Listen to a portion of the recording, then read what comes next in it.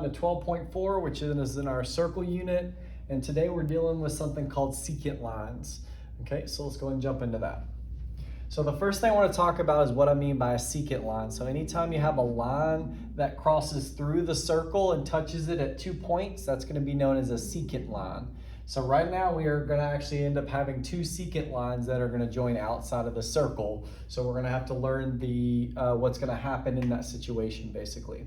Okay, so right now the first thing we're going to look at is how to find the length of a secant line. So right now it says the product of the length of the secant segment and its external segment is equal to the product of the secant segment and its external segment of the same point outside that circle. So to kind of give you a better idea of what's going on here, I'm going to bring up my highlighter so we can see what's going on here. Okay, so right now if you look, I have a segment which is MN. So I have M to N, which is this guy, and I'm multiplying it by M to O. So if I look, I'm actually going to highlight it in blue. M to O is going to be the entire line.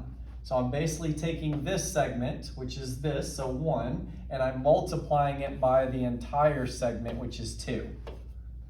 Okay? And now I'm going to do the same exact thing to the other segment. So I'm going to take this guy right here, which is M to P, so the first segment, and then I'm going to multiply it by the entire segment, which is this, which is 2, so 1 and 2.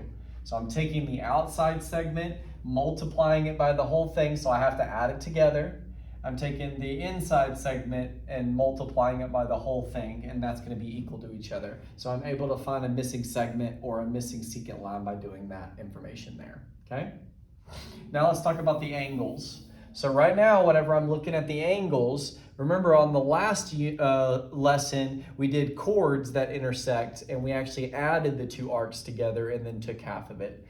Here, the 2 points are meeting outside the circle, so now I'm actually going to end up subtracting the two. So what I have to make sure I do is I always have to take the bigger one and I have to subtract the smaller one. So I'm taking BC and I'm subtracting AD here and then taking 1/2 of it to give me that angle right there. So we're always taking those intercepted arcs and subtracting them, and then we're going to take half of it to get the angle. So we're going to take these ideas and we're going to apply it to our examples, and let me know if you need any help understanding this.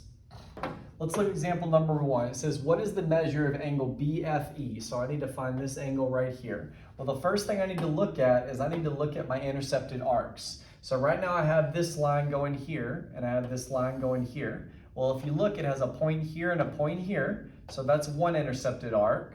It has a point here and a point here on the circle. There's the second one. So there's the two circles that the two arcs that I'm going to end up subtracting. So to find BFE, I have to take 1/2 of my bigger arc minus my smaller arc, which is 15.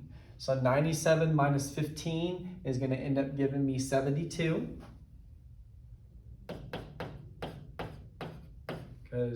No. 82. What am I doing? It should be 82. Because 97 minus 10 is 87, minus 5 is going to give me 82. And then 1/2 of 82 is going to end up giving me 41. So that means BFE is going to equal 41 degrees. So again, I'm taking my bigger arc, subtracting my smaller arc, and then I'm taking half of it to end up giving me my angle measurement. Okay? Let's jump over to example number 2. All right, look at example number 2. It says I have two secant lines and I need to find the value of x. So I know my rule is I have to take the outside segment and multiply it by the whole thing. So right now my outside segment up here is going to be x, and then I'm going to end up multiplying it by 7 plus x. Okay, and that's going to be equal to what's outside the box here, which is 5. And then I'm going to do 29 plus 5. Okay?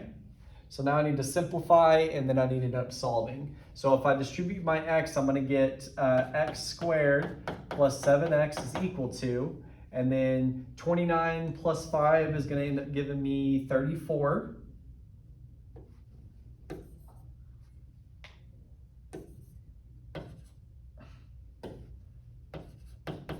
And then 34 times 5 is going to give me 170.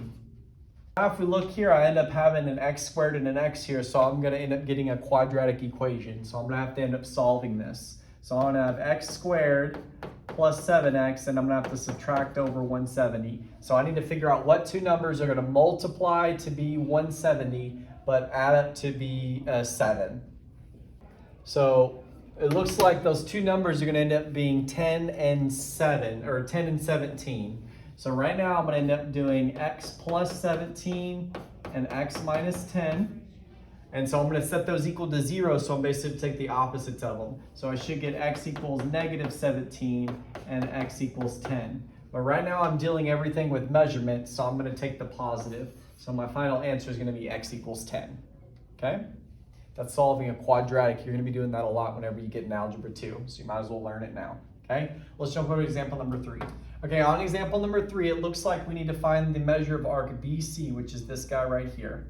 Well, if you look, I have two secant lines, and it looks like they've already given me the angle here. So I know how to find this angle. So 32 is going to be equal to 1/2 the measure of my bigger arc minus my smaller arc. I don't know what that smaller arc is, okay? So let's go ahead and get rid of the 1/2 by multiplying by 2 on both sides, which is going to give me 64. Okay, I'm going to end up subtracting 145 on both sides. So 145 minus 64 is going to give me negative 81. And it looks like I have a negative here, so I'm just going to divide by negative 1 on both sides. So x is going to end up giving me 81. So right now that is going to be 81 degrees, and you can actually plug it back in and solve it to see if it works out. Okay, so I basically did the reverse of my formula I learned earlier. So I got to take the bigger arc and subtract the smaller arc to give me this. So it basically set up my equation I was able to solve for it, okay? All right, now lastly, let's look at example number 4. So again, I have two secant lines, and I need to use the rule that I'm taking my outside segment and I'm multiplying it by the whole segment. So on my first line right here, 2 is my outside segment, and the whole segment is going to be 12. X is my outside segment, and the whole thing is going to be x plus 5. So it looks like I'm going to end up turning it into a quadratic again. So 2 times 12 is going to end up giving me, what, 24? And then distribute the x, that'll give me x squared plus 5x.